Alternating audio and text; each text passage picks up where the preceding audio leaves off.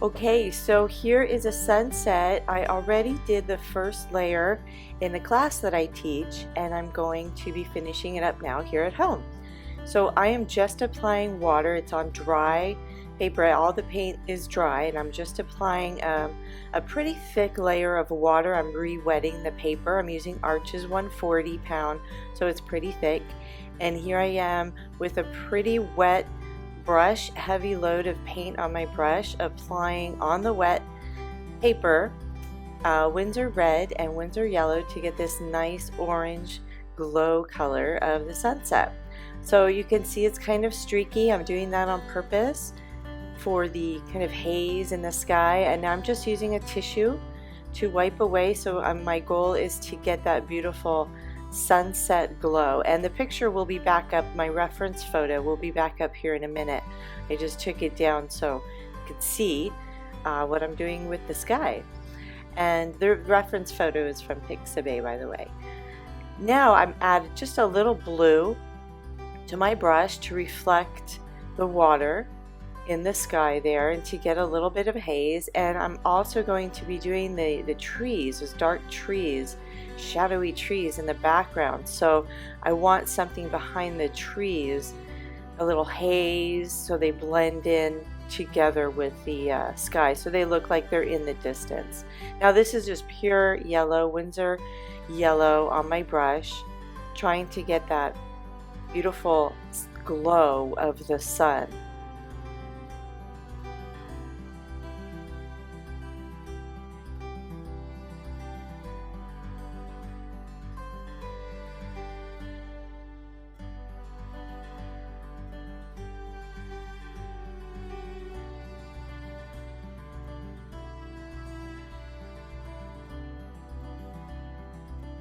So here I am just blotting with the tissue. Can't really see what I'm doing there, but I'm blotting and making trying to get more of a circle, the roundness of the sun. And so I lost my horizon line in all my playing around there, and you could tell it was definitely tilted. So I wanted a nice even horizon line. I actually made it a little right there. I make the trees a little bit more closer to the viewer, so it looks like some trees are a little bit more closer than the others, but mainly I have my line. I just drew it in with pencil so I could see. And right here is dry brushing, so the paper is dry, my brush is slightly damp, and I'm using a lot of pigment to get the wave effect of the water.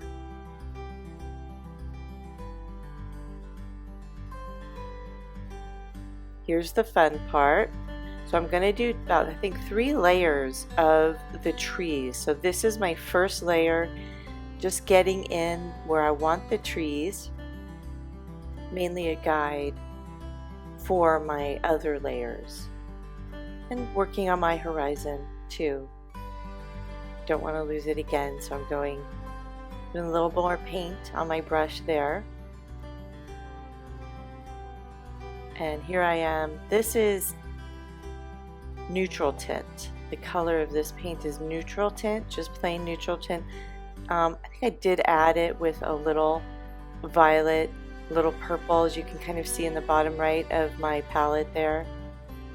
I mix a little neutral tint just to get a little glow, because the trees will have a glow from the sun as well.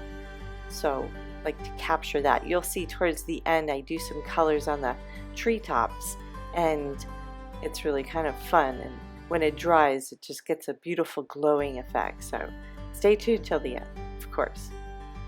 Now here I'm doing red, orange, going really deep, going really dark, high load, high pigment on my brush.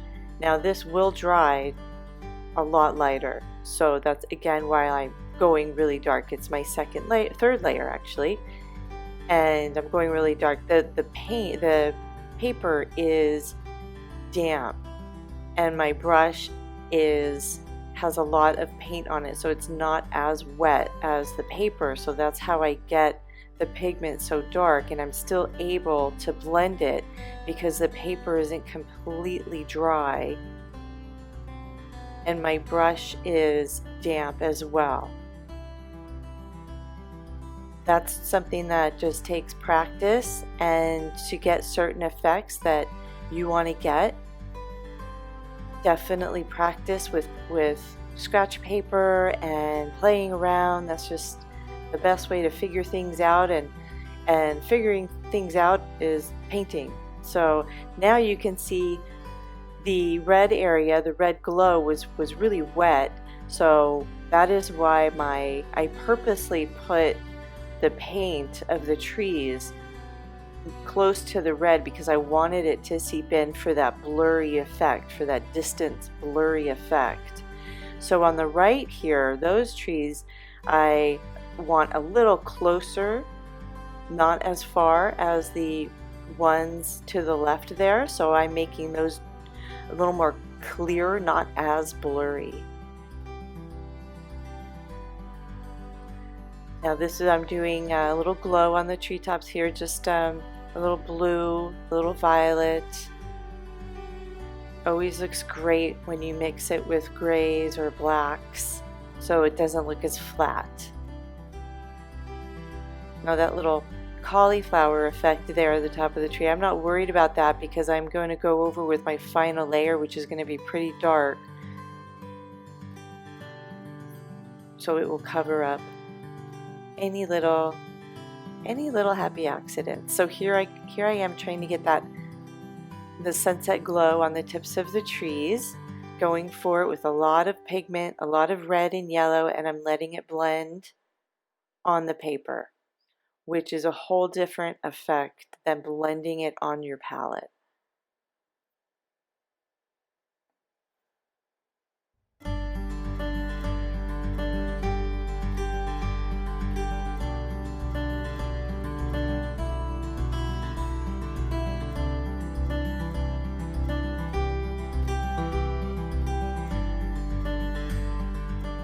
So here we have, now I'm letting the sky dry.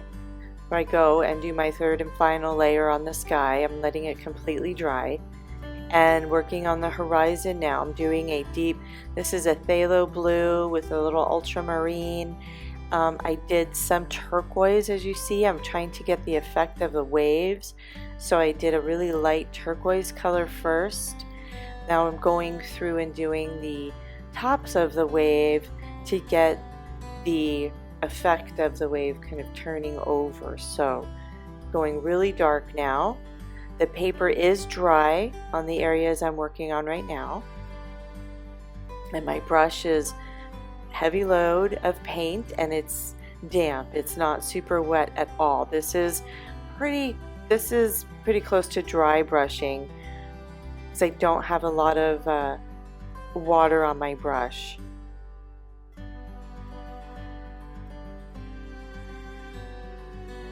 Now there's that teal there that I'm mixing in. I think that little light spot right there, I mixed that with some white, with some gouache, white gouache. And just trying to get the waves. And once I get closer to the viewer, they become more detailed. So I did that dry brushing there really close, and blurry waves in the back. The farthest one is blurry.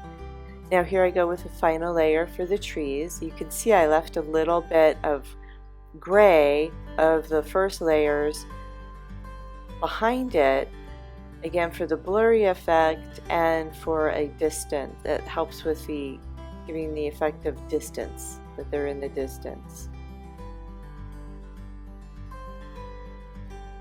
And this is a mixture of neutral tint and a violet, which you can see there on the bottom. Now this is the fun part. So what I did was I used a old brush, really got my paint in a nice thick consistency, but thin enough to where it went on the card. This is just an old plastic card that I cut up, scraping the paint on the card and scraping it on the palette for this effect. I love doing this. It's so fun, and you really can't make a mistake. You really can't. So that's a little, as you can see, that what I made the tips of the grass with, that was an oblique card, and I liked the size of it. It was only like 1 inch in length there, and that was perfect to make the tops of this grass. There I am using it again for the little short grass. And again, as far as creating some depth, the grass on the right, I'm keeping that really dark because that's going to be the closest to the viewer. So I don't want them all the same values. I want some really dark, some really light. It gives that really cool 3D effect.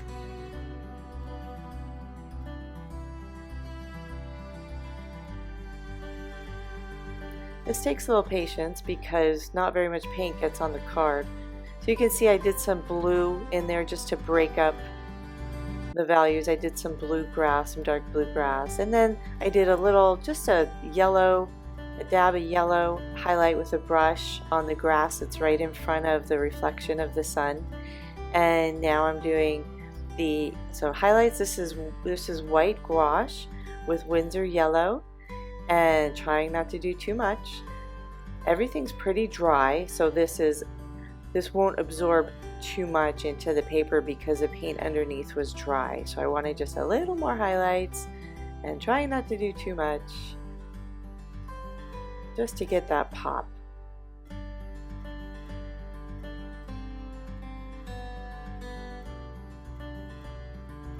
I love white gouache. It's different than white watercolor paint. So there we are, taking the tape off, the fun part, get that nice white clean border, and voila, there you go, finished sunset. So thank you for watching, and thank you to my students in my class at Fine Line. I hope this helped, and please like and subscribe, and I will be definitely making more videos. Thank you.